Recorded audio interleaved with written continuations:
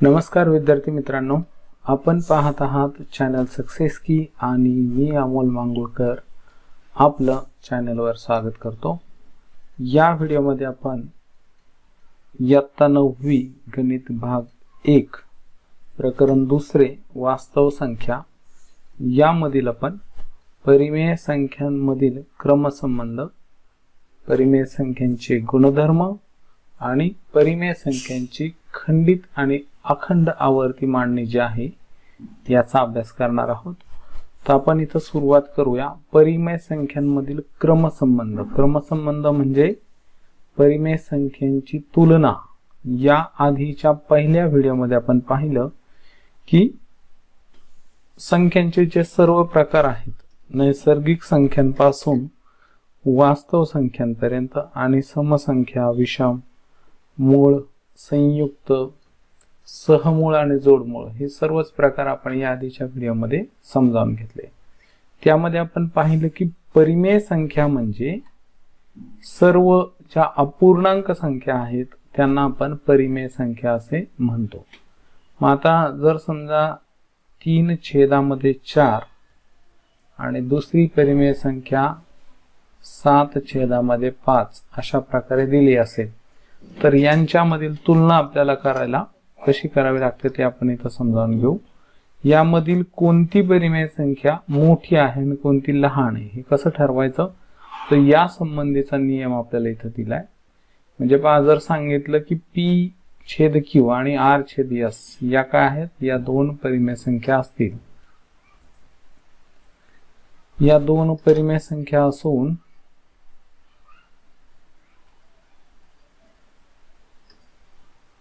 P/Q आणि R/S या काय असतील, दोन परिमेय संख्या असतील आणि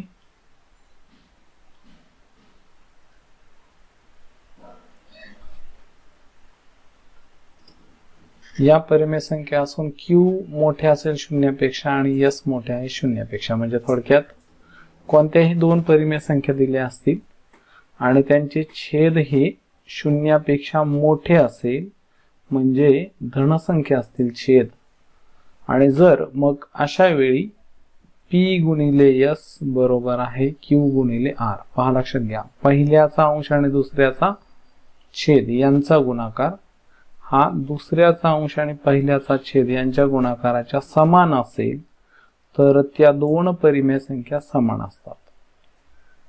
आणि दुसऱ्या नियमात सांगितलंय, जर P/S म्हणजे पहिल्याचा अंश आणि दुसऱ्याचा छेद यांचा गुणाकार हा पहिल्याचा छेद आणि दुसऱ्याचा अंश यांच्या गुणाकारापेक्षा मोठा असेल तर पहिला अपूर्णांक हा दुसऱ्यापेक्षा मोठा असतो। आणि याच्या उलट जर पहिल्याचा अंश आणि दुसऱ्याचा छेद यांचा गुणाकार हा पहिल्याचा छेद आणि दुसऱ्याचा अंश यांच्यापेक्षा मोठा असेल तर पहिला अपूर्णांक हा दुसऱ्यापेक्षा लहान असतो। याला आपण अजून उदाहरणावरून व्यवस्थित समजावून घेऊ। ही जी दोन उदाहरणं आपण घेतली होती आता, ती जर आपण बघितली तर 3/4 आणि 7/5 या दोन परिमेय संख्या आहेत। तर आपल्याला काय करायचंय, 3 आणि 5 यांचा गुणाकार अगोदर करायचा आहे। 3 × 5 = 15 आणि 7 म्हणजे 4 आणि 7 यांचा गुणाकार त्या खाली करायचा आहे। 4 × 7 7×4 = 28। मग आधी आलेला गुणाकार इकडे आपण डावीकडे लिहू, नंतर आलेला गुणाकार उजव्या बाजूमध्ये, आणि या दोन संख्यांच्या दरम्यान आपल्याला पेक्षा लहान, पेक्षा मोठे किंवा बरोबर असं योग्य चिन्ह द्यायचंय। मग यापैकी कोणतं चिन्ह देणार आहे, ते पहिल्या आलेल्या गुणाकाराची तुलना आपण दुसऱ्या गुणाकाराशी करणार आहोत। 15 लहान आहेत 28 पेक्षा, म्हणून पहिला जो अपूर्णांक आहे 3/4 हा लहान आहे 7/5 पेक्षा, असं आपल्याला या ठिकाणी म्हणता येईल। नंबर 2 दुसरं उदाहरण आपण घेऊ। समजा 11/8 आणि त्यानंतर इथे घेतलंय आपण 3/8 3 छेद इथं ठीक आहे 17 घेऊया. तर 3/17 आणि 11/8 या दोन परिमेय संख्या आहे. आपला नियम तोच, पहिल्याचा अंश आणि दुसऱ्याचा छेद यांचा गुणाकार. 11 गुणिले 17 तर 17 हे 170 अधिक 17 म्हणजे 187 आणि नंतर पहिल्याचा छेद आणि दुसऱ्याचा अंश. पहिल्या संख्येचा छेद घ्यायचा आहे, दुसऱ्या संख्येचा अंश यांचा गुणाकार 8 गुणिले 3 8 त्रिक 24. तर मग अगोदर आलेला गुणाकार डाव्या बाजूमध्ये आणि नंतर आलेला गुणाकार उजव्या बाजूमध्ये. तुलना करताना पहिल्या आलेल्या गुणाकाराची दुसऱ्या गुणाकारासोबत तुलना करायची. तर 187 हे 24 पेक्षा मोठे आहेत म्हणून या दोन संख्यांच्या दरम्यान मध्ये पेक्षा मोठेचं चिन्ह आपल्याला इथं द्यावं लागेल. तर या ठिकाणी 187 मोठे आहेत 187 मोठे आहेत 24 पेक्षा आणि म्हणून पहिला अपूर्णांक 11/8 मोठा आहे 3/17 पेक्षा. यानंतर अजून आपण तिसरं उदाहरण घेऊ. पहा, पहिल्या उदाहरणामध्ये पहिला अपूर्णांक हा दुसऱ्यापेक्षा लहान आहे. दुसऱ्या उदाहरणामध्ये पहिला अपूर्णांक हा दुसऱ्यापेक्षा मोठा आहे आणि तिसऱ्या उदाहरणामध्ये आता आपण घेतोय. समजा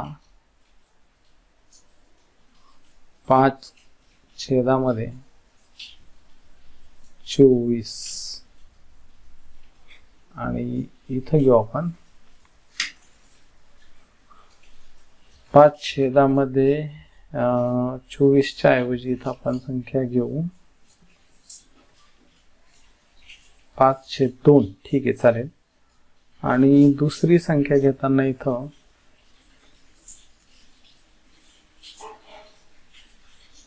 10/6 आणि मग अशा वेळी पुन्हा आपल्याला तिरकस गुणाकार करायचा आहे.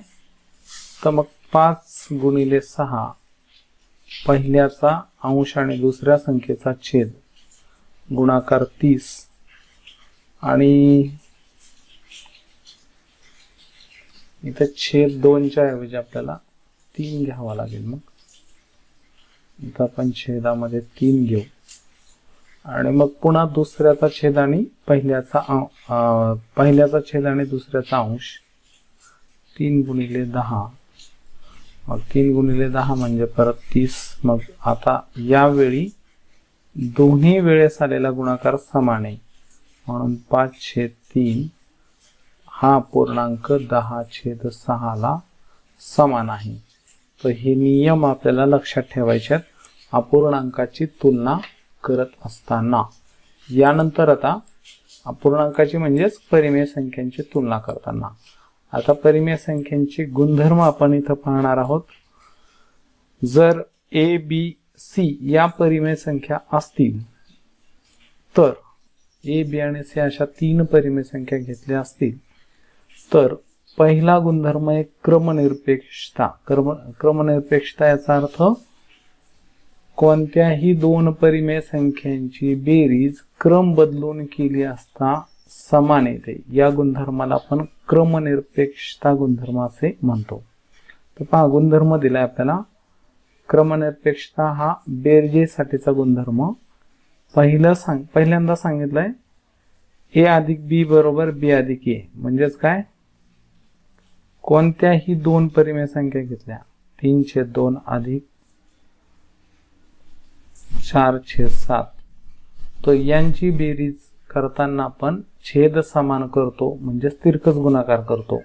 मग 7 गुणिले 3 21 अधिक 4 गुणिले 2 8 आणि 2 गुणिले 7 14. तर इथं बेरीज आली 29/14. मग आता क्रम बदलून केल्यास आपल्याला 4/7 अधिक 3/2 पुन्हा एकदा तिरकस गुणाकार करणं आहे. 4 2 8 अधिक 21/14 म्हणजे 29/14 एवढीच बेरीज येणार आहे. परिमेय संख्यांचा क्रम बदलल्यास बेरीज केल्यानंतर उत्तर समान येतं, म्हणून इथं आपल्याला क्रमनिरपेक्षता गुणधर्म दिलाय ए अधिक बी बरोबर बी अधिक ए. म्हणजेच काय, कोणत्याही दोन परिमेय संख्येची बेरीज क्रम बदलून केल्यास समान येते. याला बेरीजेचा क्रमनिरपेक्षता गुणधर्म असं म्हणायचे. त्यानंतर साहचर्य गुणधर्म. साहचर्य गुणधर्मासाठी आपण थोड्याशा संख्या या परिमेय न घेता आपण पूर्णांक घेतले तरी चालतील, कारण प्रत्येक पूर्णांक संख्या ही परिमेय संख्या असतेच. आणि म्हणून इथं आपल्याला साहचर्य गुणधर्मामध्ये जर तीन कोणत्याही संख्या दिल्या असतील, समजा इथं दिल्या आपल्याला 5 अधिक 3 कंसामध्ये दिले आणि त्यानंतर अधिक 4 त्या पुढे संख्या दिली, तर या ठिकाणी 5 अधिक 3 कंस दिलेला आहे, म्हणजे कंसातली क्रिया आधी करायची आहे. 5 अधिक 3 म्हणजे झाले 8, 8 अधिक पुढचे 4 म्हणजे 12. आता याच तीन संख्यांची बेरीज क्रम बदलल्यास 5 ला आता कंसाच्या बाहेर ठेवायचे आणि 3 आणि 4 यांना कंसात ठेवल्यास तर 5 आधी जशाला तसेच येतील. 3 अधिक 4 म्हणजे 7, 7 अधिक 5 म्हणजेच पुन्हा 12. म्हणजे थोडक्यात या ठिकाणी काय होतंय, कोणत्याही तीन परिमेय संख्यांची बेरीज करताना आधी त्यापैकी कोणत्याही दोन संख्यांची बेरीज करून त्यामध्ये तिसरी संख्या मिळवली, किंवा शेवटच्या दोन संख्येची बेरीज करून त्यामध्ये पहिली संख्या मिळवली, येणारी बेरीज ही समानच असते. या गुणधर्माला बेरीजेचा साहचर्य गुणधर्म असा आपल्याला म्हणायचा आहे किंवा आपण म्हणू शकतो. तर या ठिकाणी तिसरा जो गुणधर्म बेरजेच्या संदर्भात दिलाय अविकारक. अविकारक म्हणजे कोणताही परिणाम त्यावर होणार नाही, तर म्हणून याला अविकारक असं म्हटलेलं आहे. तर इथं पहा ए अधिक 0 बरोबर 0 अधिक ए बरोबर ए.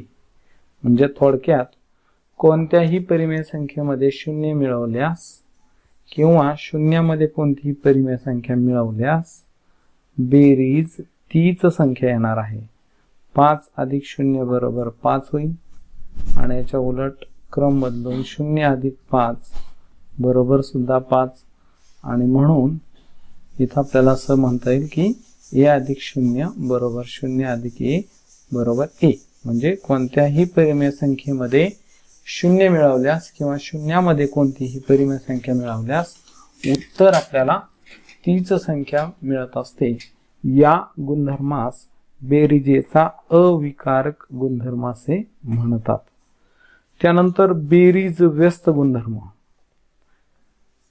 बेरीज अविकारक झाल्यानंतर चौथा गुणधर्म आहे बेरीज व्यस्त. बेरीज व्यस्त म्हणजे काय की कोणत्याही दोन विरुद्ध संख्यांची बेरीज ही शून्य येत असते. उदाहरणार्थ समजा 3 धन 3, 3 म्हणजे धन 3 आहेत अधिक ऋण 3. धन 3 ची विरुद्ध संख्या ऋण 3 आहे. या दोन संख्यांची बेरीज ही पहा अधिक गुणिले वजा म्हणजे वजा होईल, म्हणजे 3 वजा 3 बरोबर 0. किंवा याच्या उलट वजा 3 अधिक 3 अशी जरी मांडणी केली, ऋण संख्या आधी घेतली आणि धनसंख्या नंतर घेतली, तर किंवा या धनसंख्येला आपण इथं कंसात जरी ठेवलं तरी शेवटी तेच येणार आहे अधिक 3. पहा तर हे ऋण 3 आपण जशाला तसे इथं ठेवलेले आहेत. अधिक गुणिले अधिक म्हणजे परत अधिक 3 बरोबर इथं 0.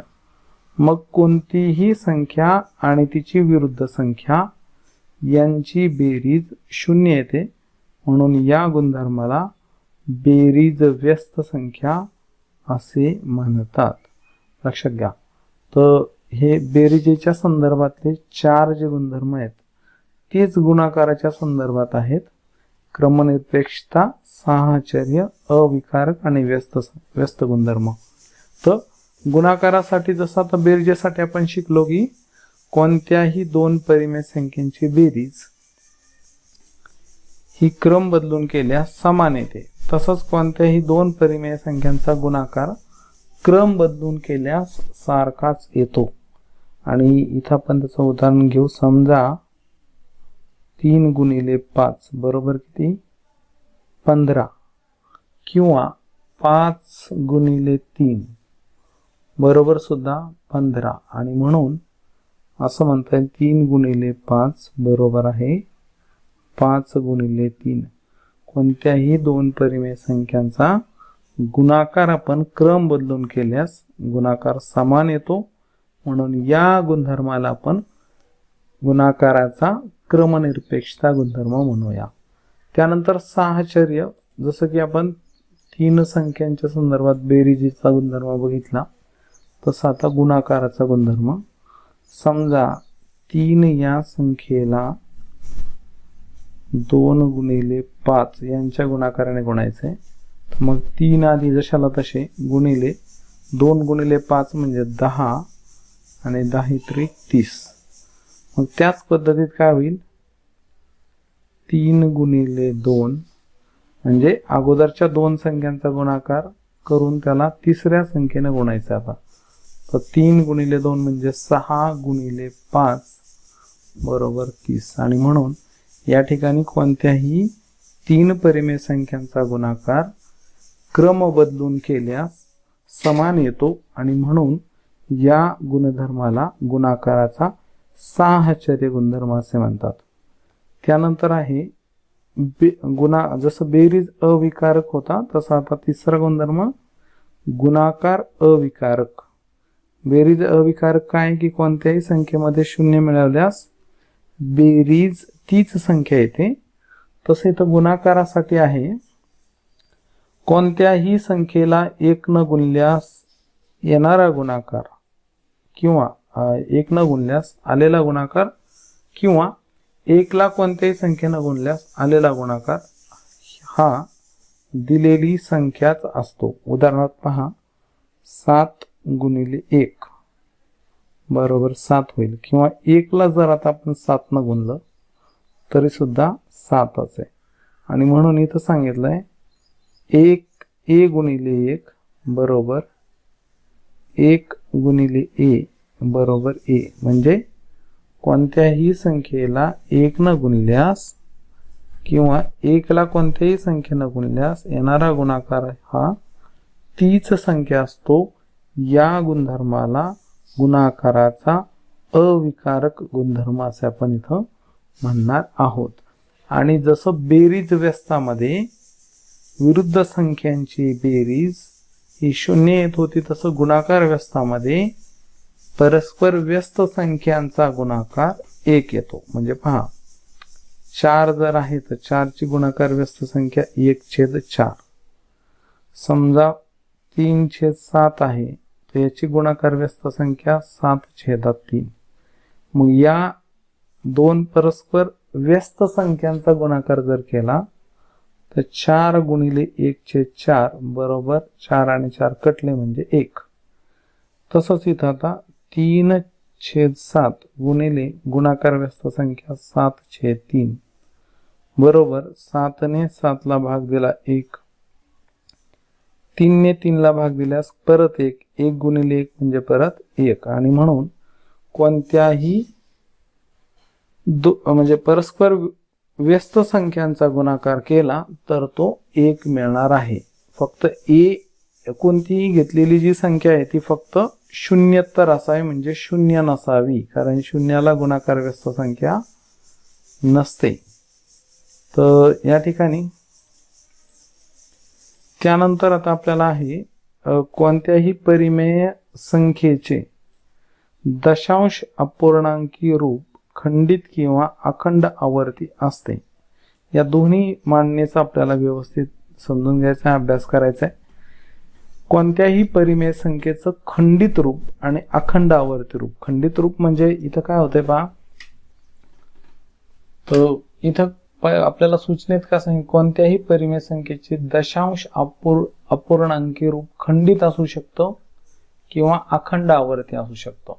म्हणजे उदाहरणार्थ समजा 2/5, 2/5 तर आपल्याला काय करायचंय, 2 ला 5 ने भाग द्यायचा आहे आणि 2 ला 5 ने भाग दिला म्हणजे इथं 0 होईल. 0 दिल्यामुळे काय होईल, 2/20 झाले.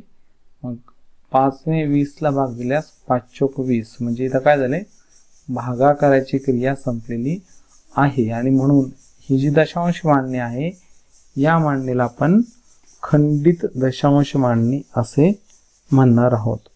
जेव्हा भागाकाराची क्रिया कुठं ना कुठं तरी संपणार आहे, खंडित होणार आहे, अशा मांडणीला आपण दशांश अपूर्णांकाची खंडित मांडणी असे म्हणणार आहोत. जसं की इथं ऋण 7/64 म्हणजे आपण 7 ला जर 64 ने भाग दिला तर भागाकार 0.10937 हा मिळणार आहे आणि इथं आपला भाग पूर्णरित्या संपणार आहे. आणि मग अशा वेळी ही जी मांडणी आपल्याला मिळाली आहे, म्हणजे याची दशांश रूपातली जी किंमत मिळाली आहे, या किमतीला आपण या परिमेय संख्येची खंडित दशांश मांडणी असे म्हणणार आहोत. त्याच पद्धतीने 101 ला जर 8 ना भाग दिला तर 12.625 ही दशांश मांडणी मिळेल आणि 5 नंतर भाग संपलेला असेल आणि म्हणून ही मांडणी सुद्धा खंडित दशांश मांडणी आहे. त्यानंतर अखंड आवर्ती रूप, परिमेय संख्येचा अखंड आवर्ती रूप म्हणजे यामध्ये काय होतंय, भागाकाराची क्रिया केव्हाच संपत नाही, म्हणजे ती चालूच राहते. आणि म्हणून या मांडणीला पहिला शब्द वापरला जातो अखंड, कारण भाग संपतच नाही, भागाकाराची क्रिया सातत्यानं चालू राहते, म्हणून ही दशांश मांडणी अखंड आहे. आणि त्यानंतर सांगितलंय आवर्ती. आवर्ती म्हणजे दशांश चिन्हानंतर एखादा अंक किंवा अंकगट पुन्हा पुन्हा त्याच क्रमानं येत असतो आणि म्हणून अशा दशांश मांडणीला आपण अखंड आवर्ती दशांश मांडणी असे म्हणतो.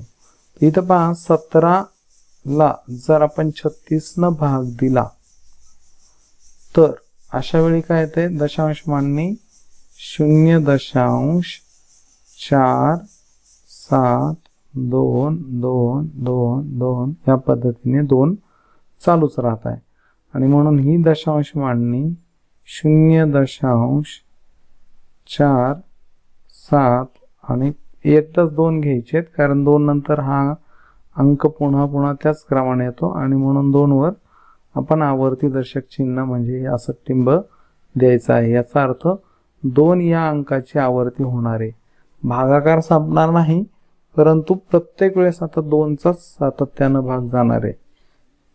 त्यानंतर 33 ला जर आपण 26 ना भाग दिला तर भागाकार आपल्याला 1.92627692307 म्हणजे या ठिकाणी काय होत आहे, हा 2 अंक सोडल्यास पुढचे जे अंक आहे 6922307 हे अंक पुन्हा पुन्हा त्याच क्रमाने हा अंकगट येतोय आणि म्हणून या ठिकाणी 33/26 या परिमेय संख्येच्या परिमेय दशांश मांडणी ही अखंड असून आवर्ती स्वरूपाची आहे.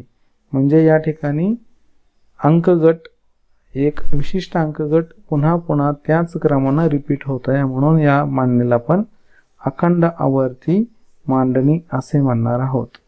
त्याच पद्धतीनं 56 ला जर 37 न भाग दिला तर 5.135135135 या पद्धतीनं म्हणजे पहा या परिमेय संख्येची दशांश मांडणी 1 दशांश आवर्ती, या आडव्या रेषेला आपण आवर्ती असं वाचतो, 1 दशांश आवर्ती 513 ही मांडणी आपल्याला या ठिकाणी सातत्यानं मिळते आणि म्हणून ही सुद्धा दशांश मांडणी जी आहे 1 दशांश आवर्ती 513 ही अखंड आवर्ती दशांश मांडणी आहे. तर विद्यार्थी मित्रांनो, या भागामध्ये आपण जो म्हणजे परिमेय संख्यांमधील क्रमसंबंध, त्यांचे गुणधर्म आणि त्याचबरोबर परिमेय संख्येची खंडित आणि अखंड आवर्तीची मांडणी शिकलो. ही नक्कीच तुम्हाला समजली असेल. हा व्हिडिओ तुम्हाला कसा वाटला कमेंटच्या माध्यमातून लिहायला विसरू नका. आवडल्यास नक्की लाईक करा आणि आपल्या मित्रांना शेअर करा. आतापर्यंत आपण चॅनल सबस्क्राईब केलं असेल त्याबद्दल धन्यवाद. नसेल केलं तर नक्की करा आणि बेल बटन दाबा, ज्यामुळे तुम्हाला नवीन येणाऱ्या व्हिडिओची माहिती मिळत राहील. धन्यवाद. भेटूया पुढच्या व्हिडिओमध्ये.